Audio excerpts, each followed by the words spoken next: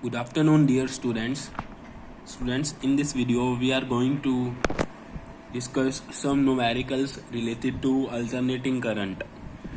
देखो alternating current है उसकी अभी वैसे दो टॉपिक पढ़े हैं, ट्रांसफॉर्मर एंड एलसी ओसिलेशंस, लेकिन उससे पहले मैं कुछ न्यूमेरिकल्स आपको करवाना चाहता हूँ ताकि कॉन्सेप्ट पे आपकी और ज़्यादा ग्रिप बने और क्लैरिटी आ पाए टॉपिक्स में।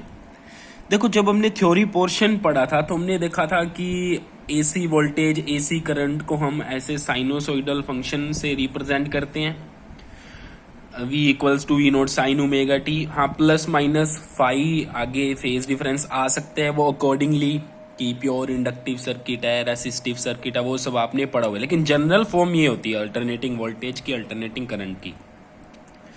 और हमने ये रिलेशन भी ओम्स लॉ से पढ़ा हुआ है, V equals to I R होता है, लेकिन यहाँ पे आर की जगह पे जेड लेना होता है, क्योंकि जब क्या होता है कि एसी से हम डील करते होते हैं और कैपेसिटर इंडक्टर ये भी डिस्टरबेंस प्रोड्यूस कर रहे होते हैं, तो नेट डिस्टरबेंस हम लेते हैं जिसको हम इम्पिडेंस बोलते हैं, तो आर की जगह पे जेड लिया था।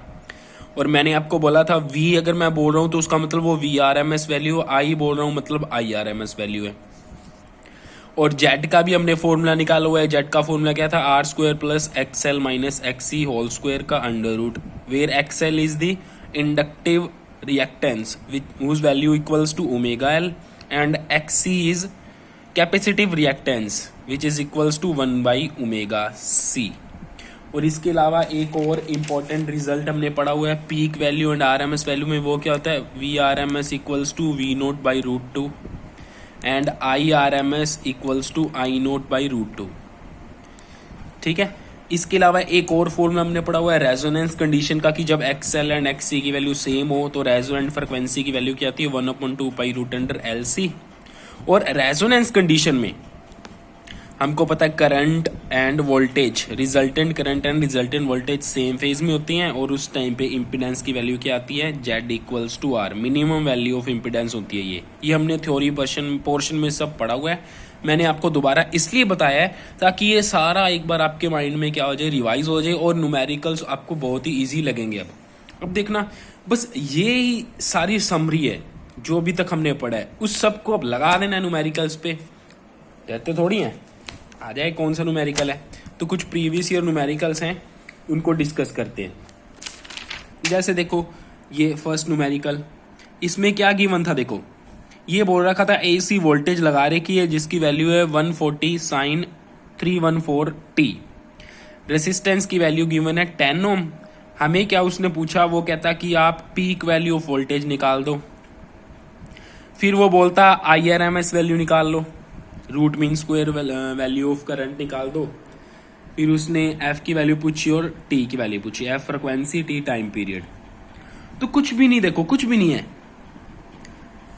कुछ है ही नहीं इस न्यूमेरिकल में, वही जो फंडामेंटल कॉन्सेप्ट्स है वही लगाने हैं। क्या करो, ये जो गिवन इक्वेशन है ना, इसको स्टैंडर्ड इक्वेशन जो होती है अल्टरनेटिंग वोल्टेज की, उसके साथ कंपेयर करवा दो।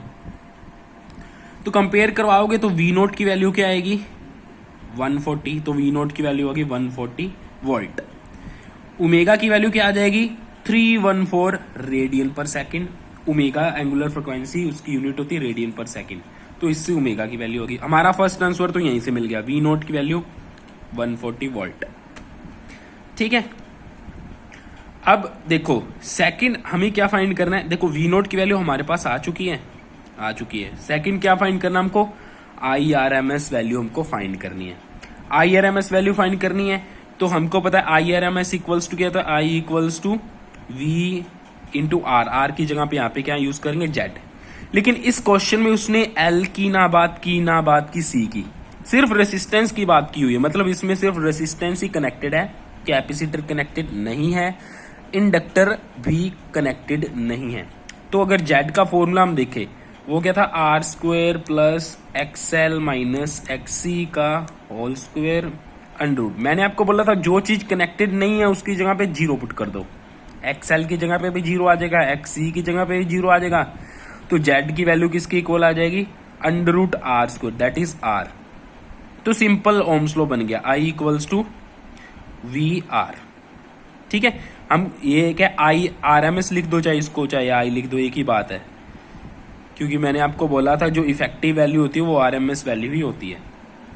अब देखो हमें क्या चाहिए, R की वैल्यू 10 ओम तो गिवन है, हाँ गिवन है जी। अगर VRMS की वैल्यू हमें पता लग जाए तो IRMS की वैल्यू आ जाएगी ना, आ जाएगी ना। तो हम कैसे फाइंड कर सकते हैं, देखो V0 की वैल्यू आपके पास है, V0 की वैल्यू से आप VRMS की वैल्यू निकाल सकते हो। तो फॉर्मूला क्या बन जाएगा, IRMS इक्वल्स टू VRMS की वैल्यू क्या होती है, V0/√2 इंटू R। अब V0 की वैल्यू आपके पास है, पुट कर दो, R की वैल्यू आपके पास है, पुट कर दो, सॉल्व कर लो, आपके पास IRMS की वैल्यू आ जाएगी, है ना। बिल्कुल सिंपल था ना, बिल्कुल सिंपल था। नेक्स्ट पे आ जाओ, लीनियर फ्रिक्वेंसी F फाइंड करना है। ओमेगा हमें गिवन है, ओमेगा की वैल्यू क्या है 314, ओमेगा की वैल्यू कितनी है 314 रेडियन पर सेकेंड। हमें पता है ओमेगा एंड एफ के बीच रिलेशन क्या होता है, ओमेगा इक्वल्स टू 2πf।